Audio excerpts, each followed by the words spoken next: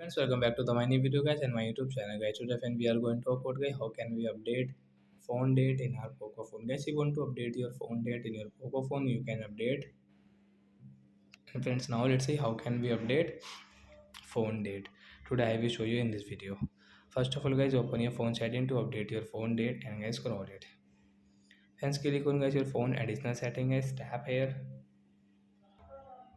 So friends, you can see guys your date and time setting, additional setting, Poco phone date and time setting guys we can see here. So let's tap here. Friends, you can see your date setting will not work. So how can you update your phone date guys? You can see guys use network provide time guys. First of all guys you will have to off it, then guys you can update your phone date from here.